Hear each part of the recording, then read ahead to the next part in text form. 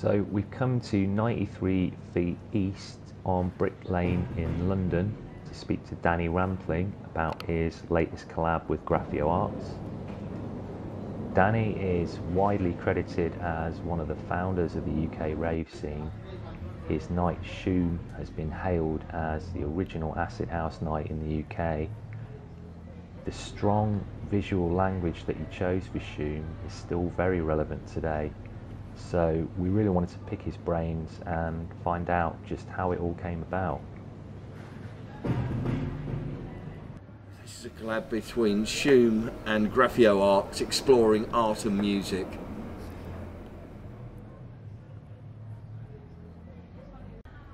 So it's 1987 and there's this real shift happening in Great Britain. We've got this melting pot of pioneering visionaries, this new electronic music and fashion, and overall this shift, this real need for social change.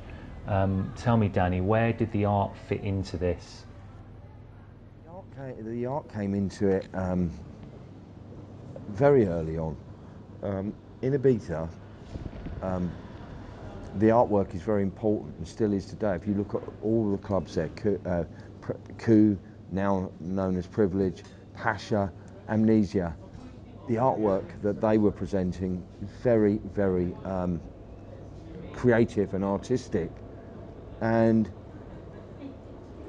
don't get me wrong, London flyers were also, with the warehouse party scene and the Soho scene and Nicky's scene as well. But that level of art in Ibiza was, the Spanish influences, fantastic artwork. I think that had an influence on us as well. So the smiley face came in. I saw a stylist friend, Barnsley, and he had a waistcoat and it was all smiley badges, and I just thought, yeah, that is the symbolism of the club, because I was really into that as a kid in the 70s. So all these things were coming together, all this inspiration and influences that you pick up along the way, and everything was just falling into place. And then I looked at waistcoat and thought, hey, that's going to be a good idea to put on a t-shirt and put that logo as the face for Shoom and the movement, the acid house movement. So you've gone out to Ibiza, the pennies dropped, and you've all had this collective vision. You've come back to the UK, mega inspired. What are you thinking now? My time is now, that's what I was thinking. Because on reflection, Paul Oakenfold was very successful as a DJ and also in the music business, running record labels and promotion companies. Nicky was a successful leading promoter and DJ on the soul scene, and Johnny Walker was a leading A&R man.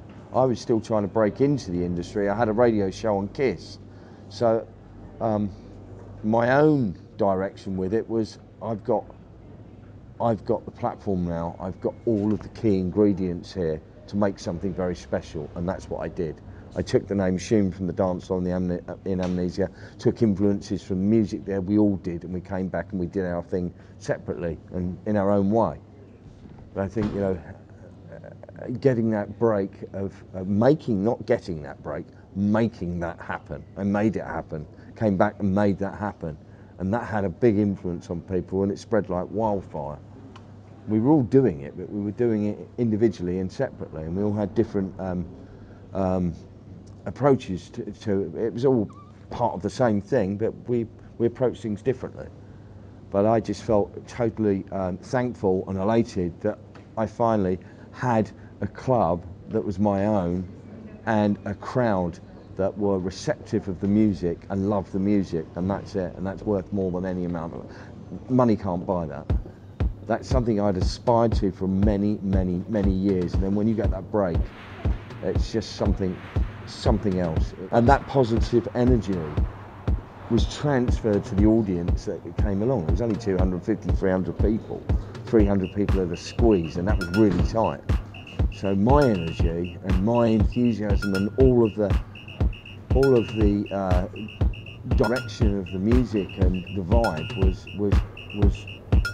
in harmony and rapport with the crowd that came. And it became like a family, like all the good clubs.